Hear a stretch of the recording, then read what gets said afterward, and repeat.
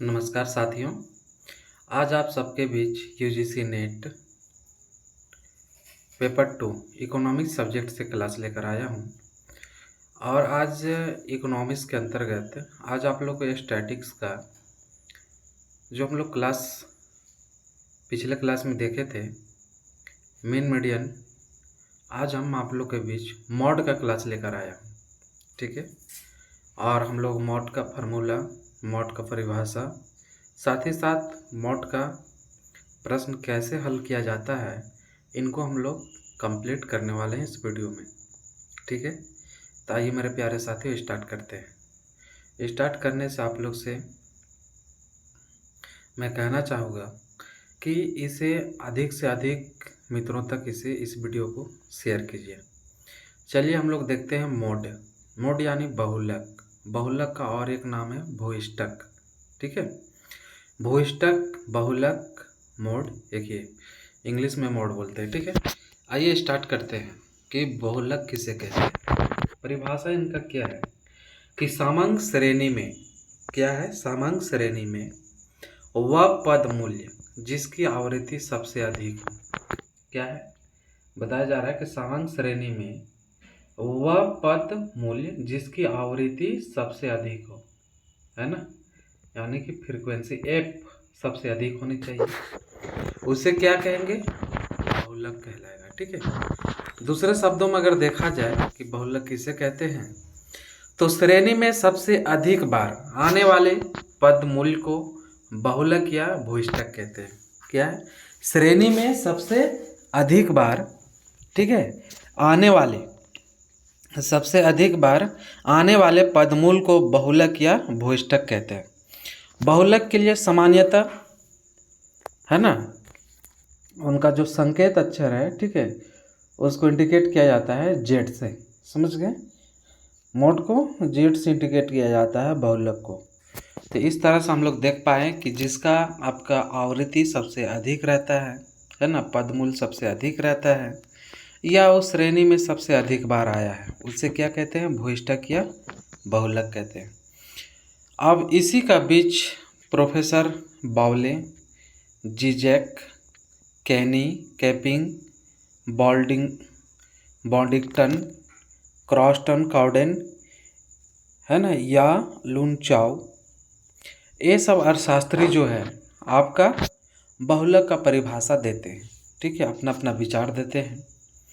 तो उनमें से एक दो अर्थशास्त्री का परिभाषा को देखते हैं हम लोग। ठीक है। तो देखिए क्या है, बाउले के अनुसार क्या है कि बाउले कहते क्या है, सो देखिए कि किसी सांख्यिकीय समूह में वर्गीकृत मात्रा का वह मूल्य, क्या है, वर्गीकृत मात्रा का वह मूल्य मजदूरी, ऊंचाई, ठीक है, या अन्य किसी मानवीय मात्रा का जहाँ पर पंजीकृत संख्याएं सबसे अधिक हो, ठीक है, क्या हो, सबसे अधिक हो, भूइष्टक या अधिक घनत्व का स्थान या सबसे महत्वपूर्ण मूल्य कहलाता है। समझ गए क्या कहते हैं, सबसे महत्वपूर्ण मूल्य कहलाएगा। अब इसी तरह से आगे देखते हैं जी जैक का भूइष्टक वह मूल्य है, ठीक है, जी जैक क्या कहते हैं कि भूइष्टक वह मूल्य है जो पदों की श्रेणी में सबसे अधिक बार आता है। क्या श्रेणी में, पदों की श्रेणी में सबसे अधिक बार आता है, तथा जिसके चारों ओर सबसे अधिक घनत्व में पदों का वितरण रहता है। ठीक है, जिसके चारों ओर सबसे अधिक घनत्व में पदों का क्या रहता है, वितरण रहता है। उसी तरह से इसमें है कैनी तथा कैपिंग, इनके कहना है कि किसी भी वितरण में चल का वह मूल्य जिसकी आवृत्ति सबसे अधिक हो भूइष्टक कहलाता है। ठीक है। तो कुल मिलाकर मेरे साथियों आप लोगों को पता चल रहा है परिभाषा को देखने की, ठीक है, कि श्रेणी अधिक बार आना चाहिए, समझ गए, एफ अधिक होना चाहिए, है ना, और भी मूल पदों की अपेक्षा वही जो सबसे ज़्यादा एफ रहेगा, संख्या रहेगा, बड़ा संख्या रहेगा, उसी को हम लोग बहुलक कहेंगे। समझ गए। और सभी अर्थशास्त्रियों का कहना बस एक ही बात है कि सबका मूल्य अपेक्षाकृत अधिक हों। ठीक है, अब देखिए कि जिस परिभाषा को हम लोग देख रहे थे, अब उनको एक प्रश्न द्वारा समझने का प्रयास करते हैं। ठीक है, तो सबसे पहले आप लोग देखिए कि एक कक्षा में प्रश्न है कि एक कक्षा में 20 विद्यार्थी का आयु के, ठीक है, कितने, 20 विद्यार्थी, ठीक है, 20 विद्यार्थियों की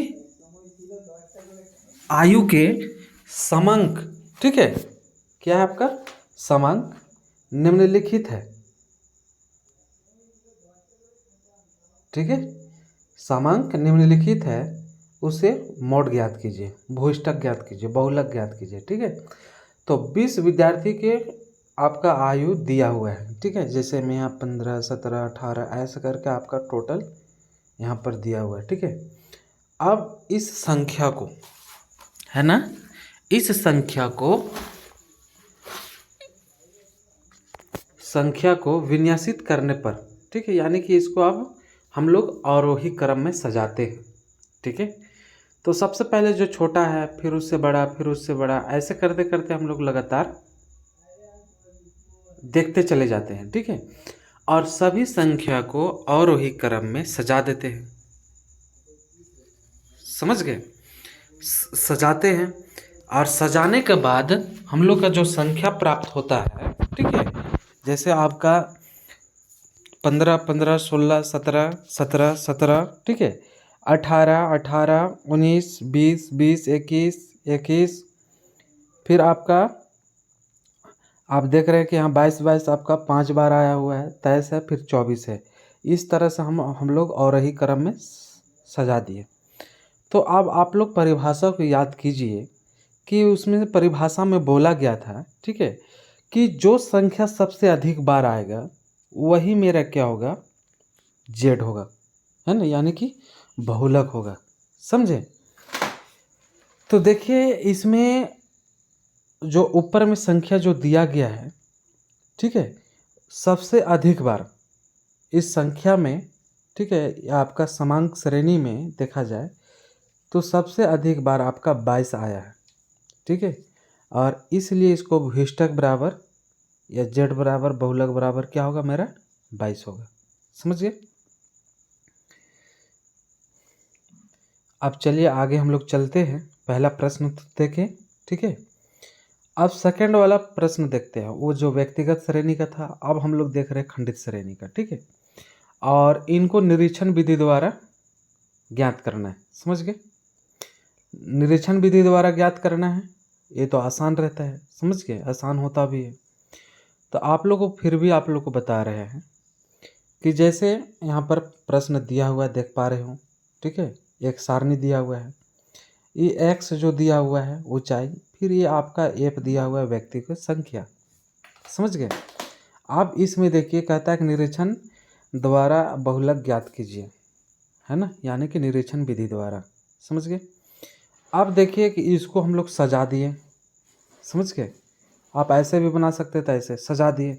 अब इसमें देखिए कि सबसे ज़्यादा फ्रीक्वेंसी किसका है, एफ किसका है। समझ गए, तो देखिए यहाँ सबसे बड़ा संख्या आपको कौन सा दिख रहा है, 10 दिख रहा है। समझ गए, अब 10 दिख रहा है तो 10 का जस्ट सामने वाले जो एक्स में मान है, समझ गए, क्या मान है आप लोग का, एक्स का जस्ट सामने वाले मान क्या है आपका, जेड। ठीक है, ये आपका 10 का सामने जो है एक्स का मान जो जेड ज्ञात हुआ है वो मेरा 180 है, तो मेरा क्या हो जाएगा आपका बहुलक 180 हो जाएगा।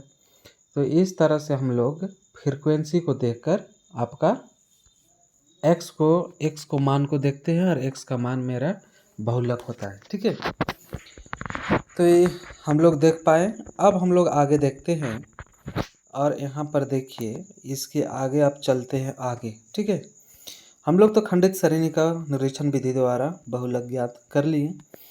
अब हम लोग जब वर्ग अंतराल वाला आपका रहेगा कौन सा, भूइष्ठक बहुलक निकालना है ना, मॉड निकालना, तो उसके लिए एक फार्मूला है।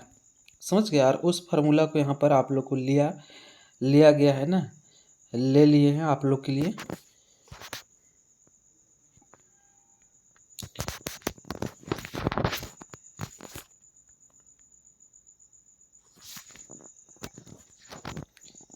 चलिए साथियों, देखते हैं इस फार्मूला को। तो कहता क्या है इसमें कि भूयिष्ठक वर्ग निश्चित हो जाने पर यह प्रकट होता है कि भूयिष्ठक इसी वर्ग की निम्नतम, ठीक है, निम्नतम और उच्चतम सीमा के बीच में है। क्या है? सीमा के बीच में है। अब बहुलक वर्ग में निश्चित संख्या के रूप में भूयिष्ठक निर्धारित करने के लिए, है ना, किसमें? बहुलक वर्ग के निश्चित संख्या के रूप में आपका भूयिष्ठक निर्धारित करने के लिए एक सूत्र जो दिया हुआ है ना, इसी का 3 सूत्र है अलग अलग, ये सूत्र दिया गया।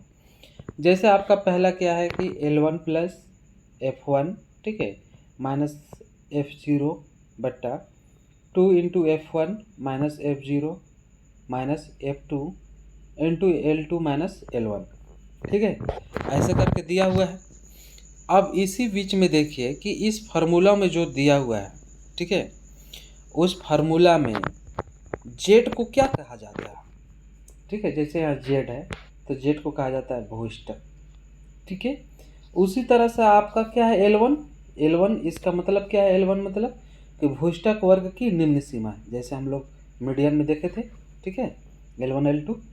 अब देखिए कि आपका L2 क्या है कि भूयिष्ठक वर्ग की उच्च सीमा, ठीक है। L1 को निम्न सीमा कहते हैं और L2 को उच्च सीमा कहते हैं। F1 यहाँ पर दिया हुआ है फार्मूला में, ठीक है। तो F1 मतलब क्या है कि भूयिष्ठक वर्ग की आवृत्ति यानी कि फ्रीक्वेंसी, ठीक है। F0 का मतलब क्या है आपका? F0 का मतलब है कि भूयिष्ठक वर्ग से पूर्व वर्ग की आवृत्ति, मतलब जस्ट उसका ऊपर वाला संख्या को F0 कहेंगे, ठीक है। और F2 क्या है आप लोग का? तो भूयिष्ठक वर्ग के आगे आने वाले, ठीक है, आगे वाले वर्ग की आवृत्ति, मतलब जो आगे आने वाले जो संख्या है उसको F2 कहेंगे, समझ गए। तो इस तरह से L1 L2 F1 F0 और F2 हम लोग को कंप्लीट होता है।